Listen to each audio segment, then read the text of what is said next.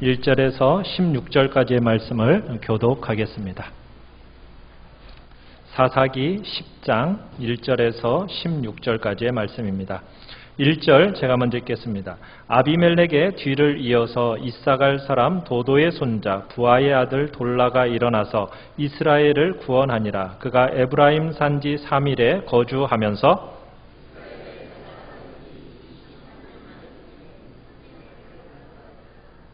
그 후에 길르앗 사람 야일이 일어나서 22년 동안 이스라엘의 사사가 되니라.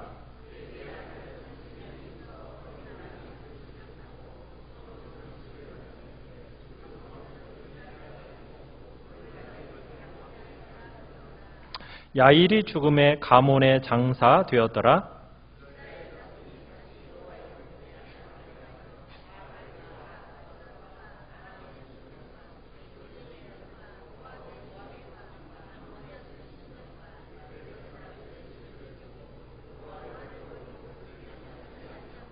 여호와께서 이스라엘에게 진노하사 블레셋 사람들의 손과 암몬 자손의 손에 그들을 파심해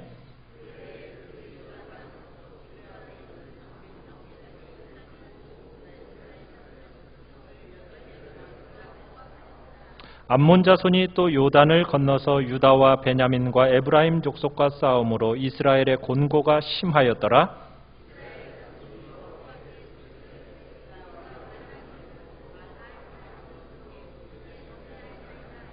여호와께서 이스라엘 자손에게 이르시되 내가 애굽 사람과 아모리 사람과 암몬 자손과 블레셋 사람에게서 너희를 구원하지 아니하였느냐?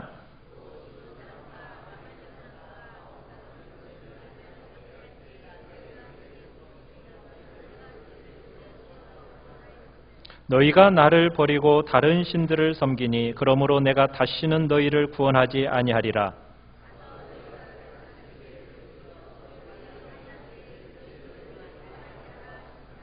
이스라엘 자손이 여호와께 여쭈되 우리가 범죄하였사오니 주께서 보시기에 좋은 대로 우리에게 행하시려니와 오직 주께 구하옵나니 오늘 우리를 건져내옵소서 하고 자기 가운데에서 이방 신들을 제하여 버리고 여호와를 섬기매 여호와께서 이스라엘의 곤고로 말미암아 마음에 근심하시니라. 아멘.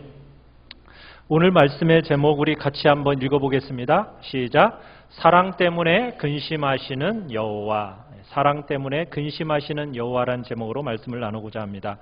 우리가 이번 주부터 입다라는 인물을 살펴보기를 원합니다. 입다를 살펴보기 전에 오늘 성경 본문에 보면 다른 두 명의 사사가 먼저 소개되고 있습니다. 우리가 사사기를 지금 보아오면서 9장은 그냥 지나왔습니다. 왜냐하면 이 9장에는 아비멜렉이라는 인물이 등장하는데 이 아비멜렉은 자기 스스로를 왕으로 삼았던 악한 인물로 등장하기 때문에 우리가 지금 넘어갔습니다. 우리가 지금 이 사사기를 보고 있지만 우리는 지금 히브리서 11장에 나오는 믿음의 사람들을 보고 있는 중이거든요. 그러면서 히브리서 11장에 나오는 믿음의 사람들을 보면서 사사를 보고 있는 중인데 아비멜렉은 그 믿음의 사람 중에 자격이 되지 않아서 오늘 우리가 이 시간에는 그냥 넘어갑니다. 이 아비멜렉은 베다른 형제 69명을 죽이고 스스로 왕이 된 사람입니다. 그리고 세겜 사람들과 짝이 되어가지고 악한 일을 하고 그러다가 이 세겜 사람들과 서로 분란이 일어나면서 서로 전쟁을 하게 되고 내란을 일으켰고 그리고 이스라엘에게 고통을 주었던 인물이 아비멜렉이라는 사람이에요.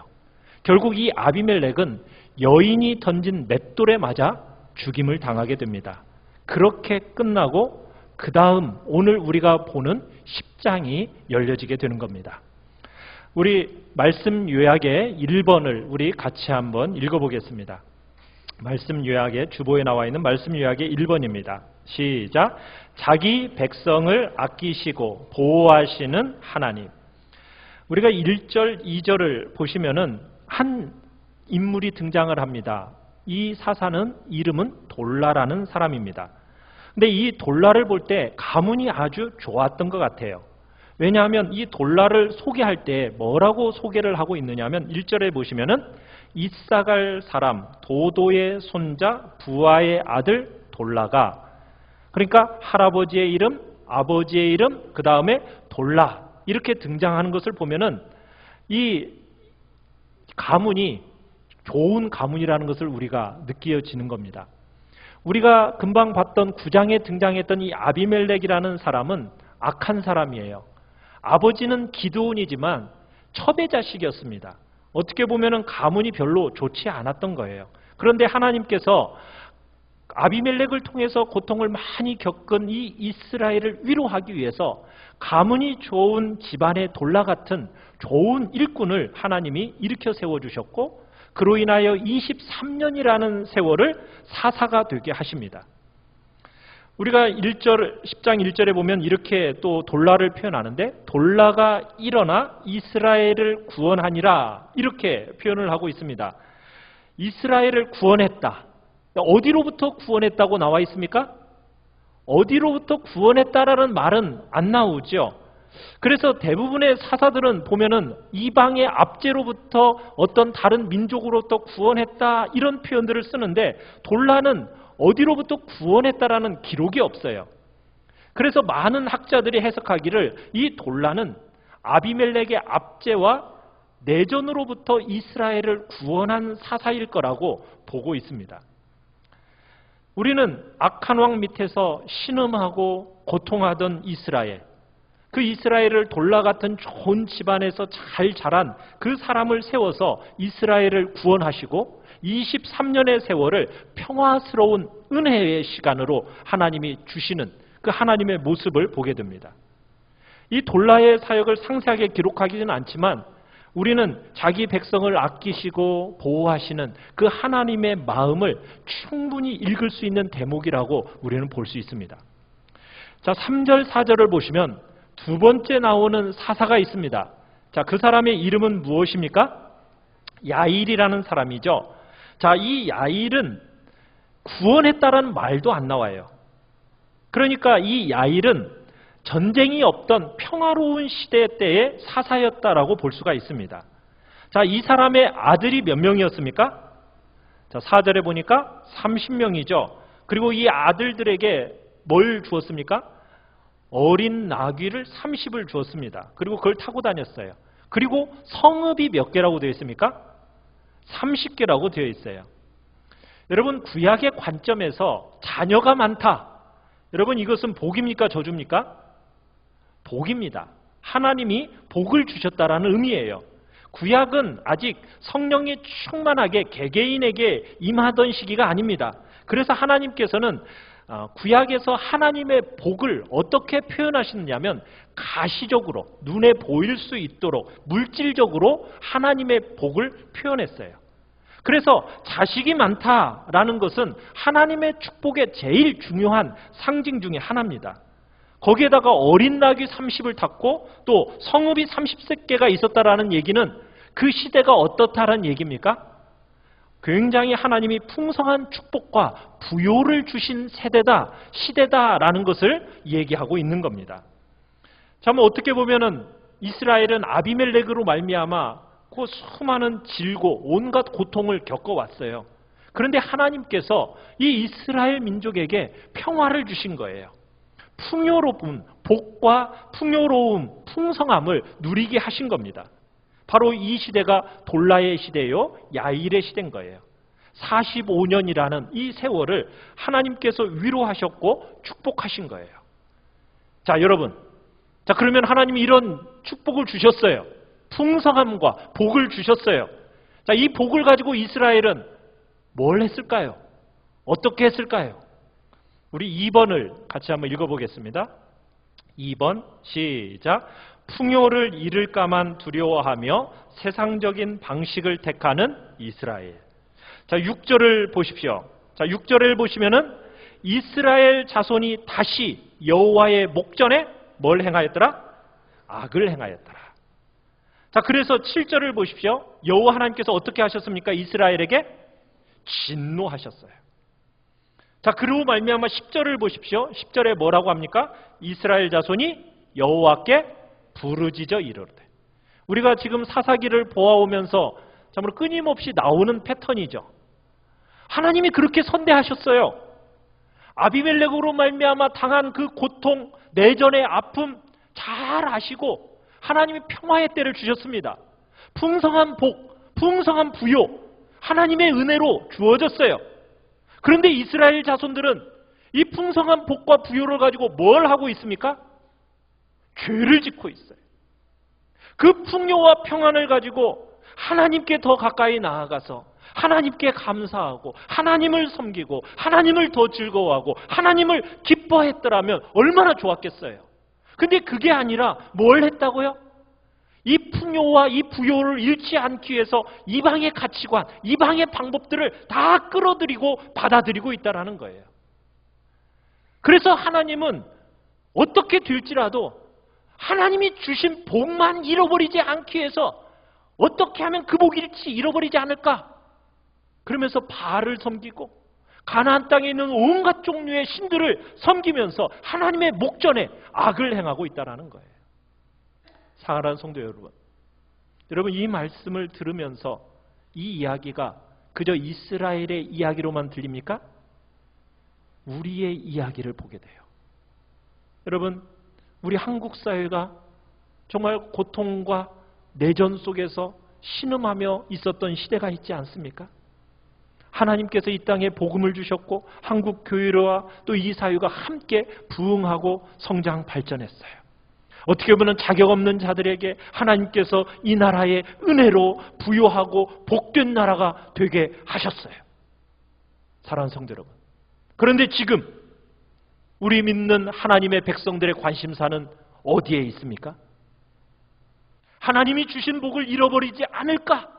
이것만 두려워하고 있는 거 아닙니까? 그저 이 땅의 평안함과 이 땅의 형통과 부요, 하나님이 주신 것인데, 하나님이 자격 없는 우리에게 주신 것인데, 허락하신 것인데, 그런데 우리는 이 부요와 형통함과 안전함과 복됨만 잃을까 두려워하면서 전전긍긍하면서 이 복을 주신 하나님을 실망시키는 것은 작게 생각하고 오히려 오직 이 형통과 복과 부요만 잃을까 봐 두려워하고 있는 것이 우리의 모습은 아닙니까? 그러면서 우리가 세상의 방식을 채택하고 있는 건 아닌가요? 사랑하는 성도 여러분, 이 시대의 한국 교인들이 정말 중요하게 여기는 게 뭘까요? 자녀들에게 정말 중요하게 여기는 게 뭘까요? 믿음으로 사는 것을 중요하게 여길까요? 아니면 어느 대학에 가는가 이것을 중요하게 여길까요? 이 시대를 살아가는 우리의 부모들의 마음, 여러분의 손자 손녀들이 무엇을 가장 가치 있는 복된 자리로 나아가는 것을 여러분의 마음에 품고 계십니까? 하나님이 복을 주시도록 자녀들을 길러야 할 거 아니겠어요? 그저 자녀들이 좋은 대학 가서 어쨌든 이 세상의 경쟁에 뒤처지지 않고 이 세상의 부요와 이 세상의 안락을 누리기를 원하는 마음이 혹시 여러분들의 마음, 우리의 마음이 아닙니까? 그래서 자녀들을 믿음으로 키우려고 하질 않아요. 경쟁 사회에서 도태되는 것, 그것은 두려워하지만은 하나님을 제대로 믿지 않는 것은 두려워하지 않아요.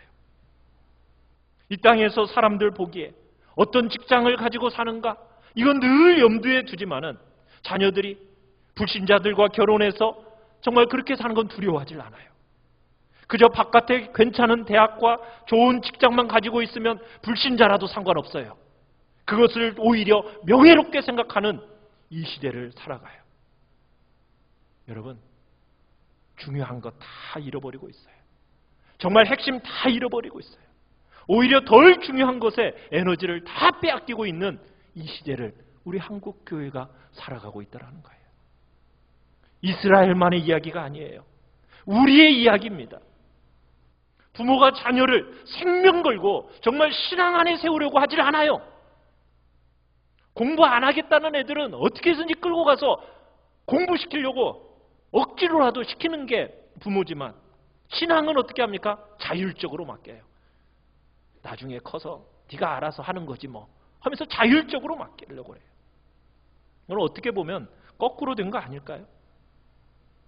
신앙은 때려서라도 어쨌든 제대로 가르치고 공부는 알아서 해라.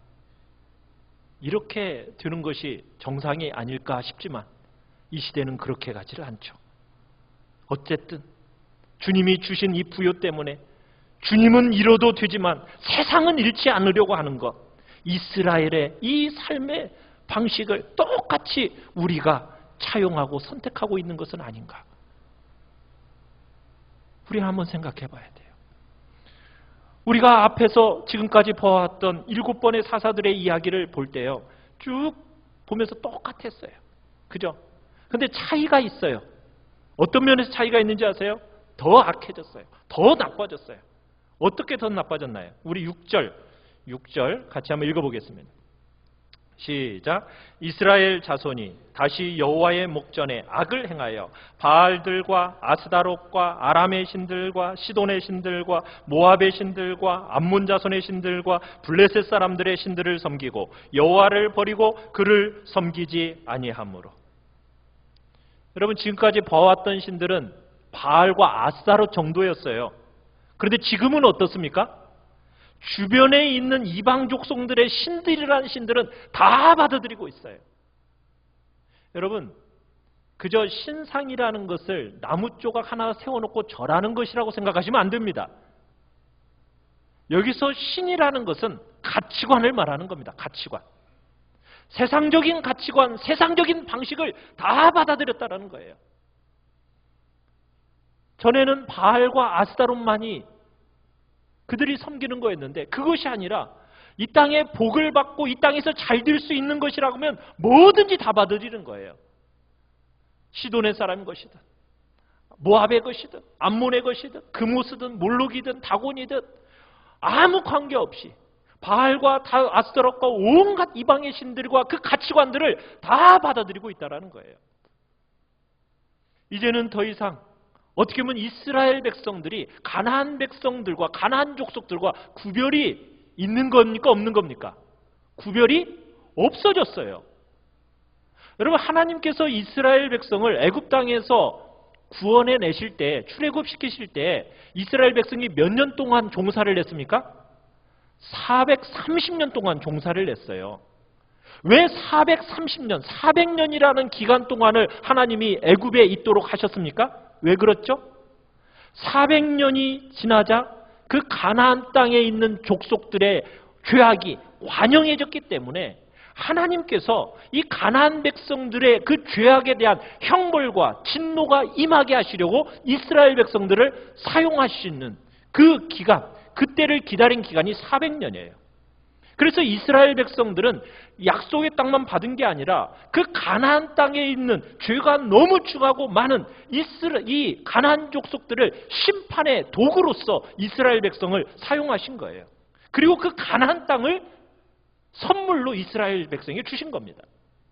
그런데 하나님의 백성들이 그 땅을 살면서 이방 족속들하고 똑같아지는 거예요.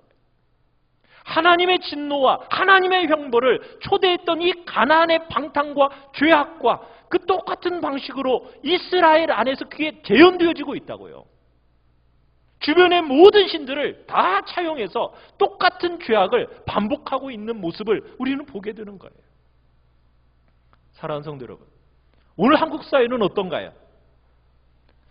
제가 어릴 때만 해도 동성애라는 것은 어디 저기 먼 나라의 얘기인 줄 알았습니다.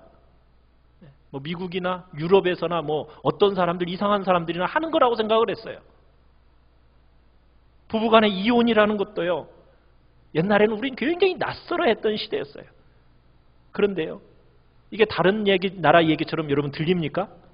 아니죠. 오늘날 한국 땅을 보십시오. 동성애를 드러내놓고 하고 있어요. 자기들의 그 동성애라는 것을 선포하면서 축제를 합니다. 성소수자의 이름으로 그런 축제를 정당화시키고 있어요. 사랑하는 성도 여러분, 소수이기 때문에 다 보호받아야 되는 걸까요? 여러분, 그건 아니에요. 하나님의 생명의 말씀이 세운 질서를 깨트리는 것은 안 되는 거예요. 그런데요, 그런 일을 부끄러워하지 않고요, 사람들 앞에서 퍼레이드를 해요. 서울에서, 대구에서 지금 퀴어 축제라고 하면서 여러분 퍼레이드를 하고 있어요. 옛날 유럽에서나 미국에서나 보던 일이라고 생각했던 것이 한국 땅에 그대로 다 도입이 되어지면서 그대로 지금 이 땅에 펼쳐져 가고 있어요. 입다 시대 이스라엘 백성들이 주변의 온갖 가치관과 삶의 방식, 이방신들의 이름으로 다 받아들였던 것이 오늘날 우리의 모습이 아닌가요? 여러분, 이거 우리의 모습이라고 해도 과언이 아닙니다. 여러분, 우리 자녀들의 그 가치관의 혼돈이 얼마나 심한지 몰라요. 국제화되어지고 얼마나 더 국제화될지 모르지만 그 국제화가 되어질수록 세상의 못된 가치관들이 다 들어와가지고 분별력이 없는 우리의 자녀들, 우리의 약한 어린 아이들에게 얼마나 어렵고 마음 아픈 고통을 정말 겪게 하는지 여러분 모릅니다. 이 시대가 지금 그렇게 가고 있어요. 3번 같이 한번 읽어보겠습니다. 시작. 은혜를 거두시고 내버려 두시는 하나님. 더 악해진 이스라엘 백성들을 향해서 하나님은 뭐라고 하십니까? 7절을 보시겠습니다. 시작. 여호와께서 이스라엘에게 진노하사 블레셋 사람들의 손과 암몬 자손의 손에 그들을 파시매. 하나님께서 진노하셔서 블레셋 사람들의 손, 암몬 사람들의 손에 그들을 팔아버리셨어요. 진노하사 파는 것까지는 똑같은데 두 나라에게 팔았어요. 블레셋과 암몬. 지금까지는 한 나라에게 팔았었는데 이제는 두 나라에 팔았어요. 하나는 남서쪽에서 올라오고 하나는 북동쪽에서 내려오고 이스라엘을 완전히 찌그러뜨리면서 지금 공격하고 있어요. 한 나라만이 아니라 두 나라가 와서 이스라엘 백성들을 하여금 고통을 겪게 하는 거예요. 끝없이 죄를 반복하고 이스라엘을, 그래서 하나님이 두 나라에 팔아버리셨어요. 이스라엘의 고통이 얼마나 심한지 몰라요. 그래서 그들이 하나님 앞에 어떻게 합니까? 10절에 보니까 부르짖어요. 자, 이들이 부르짖었더니 더 충격적인 일은 뭔지 아세요? 여러분, 이들의 부르짖음을 한번 볼까요? 10절을 한번 읽어보겠습니다. 시작. 이스라엘 자손이 여호와께 부르짖어 이르되 우리가 우리 하나님을 버리고 바알들을 섬김으로 주께 범죄하였나이다 하니. 그러니까 이스라엘 백성은 막 고통이 오니까 하나님 앞에 부르짖었어요. 이번에는요, 그냥 부르짖는 거 아니에요. 여호와 앞에 자신의 죄를 조목조목 자백하면서 부르짖고 있어요. 그죠? 우리 하나님을 버리고 바알들을 섬김으로 주님께 범죄했습니다 하면서 자신의 죄에 대해서 정말 고백하면서 하나님 앞에 부르짖어요. 자, 그런데요, 하나님이 뭐라고 말씀하신지 아세요? 우리 13절 14절을 같이 한번 읽겠습니다. 13절 14절 시작. 너희가 나를 버리고 다른 신들을 섬기니 그러므로 내가 다시는 너희를 구원하지 아니하리라. 가서 너희가 택한 신들에게 부르짖어 너희의 환난 때에 그들이 너희를 구원하게 하라 하신지라. 여러분, 하나님이 지금 뭐라고 말씀하고 계세요? 너희들이 택한 신에게나 가봐라. 나는 더 이상 너희를 구원하지 않겠다 하면서 하나님께 이들을 내쳐버리세요. 사랑하는 성도 여러분, 하나님 앞에서 여러분이 주의해서 봐야 할 두려운 경고입니다.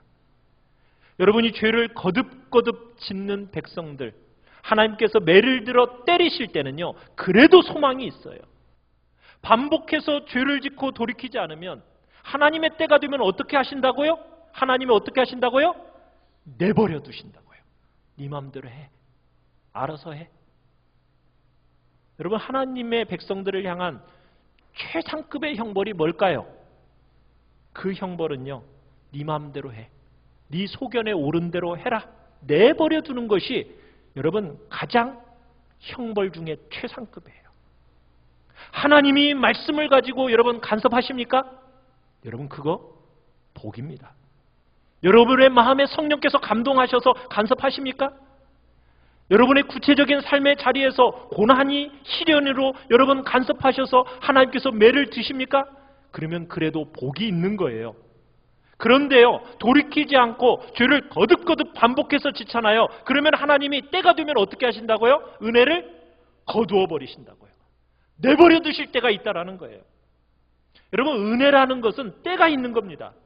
하나님이 은혜를 주실 때 돌이켜야 되는 거예요. 은혜의 때가 남아있을 때 돌이켜야 돼요. 하나님이 이 은혜를 거두어가 버리시잖아요. 은혜만 거두어지는 게 아니에요. 하나님의 은혜로 인하여 허락된 모든 복까지 다 거두어집니다. 그러면요, 사람의 영혼이 얼마나 어려워지는지 알 수가 없어요. 하나님께서 우리를 기다려주시고 참아주시는 것이 여러분 영원할 거라고 생각하면 착각입니다. 그렇게 생각하면 안 돼요. 은혜의 때 우리의 악함을 돌이켜야 돼요. 은혜의 때 하나님이 죄를 미워하시는 그 마음을 깨닫고 여러분 돌이키셔야 돼요. 여러분 성경이 우리에게 하나 분명하게 가르치고 있는 게 있어요. 하나님은 능치 못한 것이 없는 분이에요. 그럼에도 불구하고 하나님이 못하시는 거 하나가 있어요. 그게 뭔지 아십니까? 하나님은 죄를 그냥 보고 그냥 지나가는 법이 없으시다는 거예요. 하나님은요, 절대로 죄에 대해서는 그냥 못 지나가세요. 왜? 하나님은 죄라는 것과 하나님의 성품과는 정면으로 충돌이 돼요. 그래서 회개하고 돌이키지 않으면 반드시 죄의 문제가 생기게 돼요. 그런데요, 우리 어리석은 인간들은 하나님이 죄를 그때그때 심판하지 않으시니까 하나님도 사람처럼 죄를 잊어버리는 줄 알아요. 여러분 그렇지 않아요. 하나님은 죄를요 참아보지 못하시는 분이에요. 죄와 반드시 충돌하시는 거예요. 오래 참으시면서 거듭거듭 기회를 주시지만 끝까지 돌이키지 않으면 반드시 형벌과 진노 면할 수 없는 겁니다. 하나님께서 이스라엘 백성들에게, 지금 부르짖는 이스라엘 백성들에게 사사도 세우지 않으시고 구원도 주시지 않아요. 어디 너희들 마음대로 해라, 너희들 방법대로 해봐라 하고 내버려 두시는 거예요. 사랑하는 성도 여러분, 우리 한국 사회에 하나님이 그렇게 하실 수 있다라는 그 두려움을 우리 가지고 봐야 됩니다. 지금 한국 사회는 하나님이 주신 이 부요와 풍요와 복들로 인해서 끝없이 방자히 행하고 있어요. 음란하게 행하고 있어요.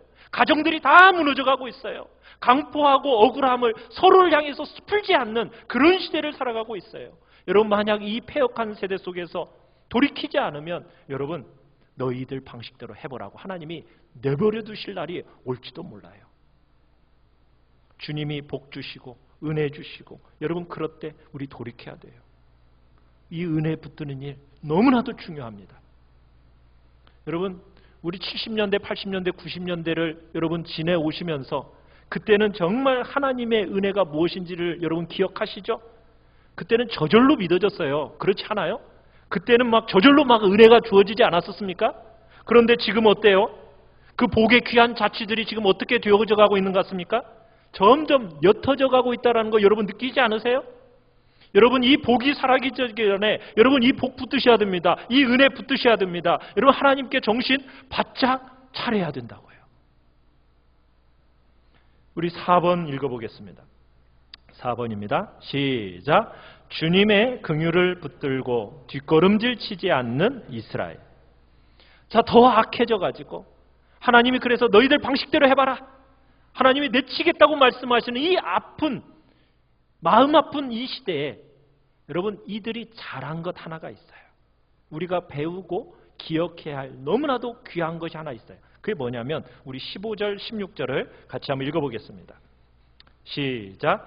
이스라엘 자손이 여호와께 여쭈되 우리가 범죄하였사오니 주께서 보시기에 좋은 대로 우리에게 행하시려니와 오직 주께 구하옵나니 오늘 우리를 건져내옵소서 하고 자기 가운데에서 이방 신들을 제하여 버리고 여호와를 섬기매 여호와께서 이스라엘의 곤고로 말미암아 마음에 근심하시니라.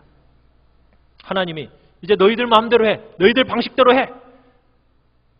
마치 하나님이 더 이상 기도에 응답하지 않으시고 구원하지 않겠다라고 반응하셨을 때 여러분 이스라엘 백성들이 지금 한 일이 뭡니까? 눈앞에 보이는 그와 같은 반응에 낙심하지 않고요. 도리어 하나님을 더 붙들고 기도의 자리에 더 들어갔다라는 거예요. 하나님 마음대로 하셔도 돼요. 하나님이 그렇게 하셔도 우리 할 말 없어요. 우리는 당해도 싸요. 우리가 그런 죄를 지었고 우리는 악한 자예요. 하나님이 원하시는 대로 해도 되지만 할 수만 있으면 제발 살려주세요. 이스라엘이 이렇게 하나님을 붙들었어요. 여러분 이 모습은 예수님 시대에 수로보니게 여인을 우리로 하여금 생각나게 해요. 이 수로보니게 여인이 아들을 위해서 주님 앞에 들어가서 기도했어요.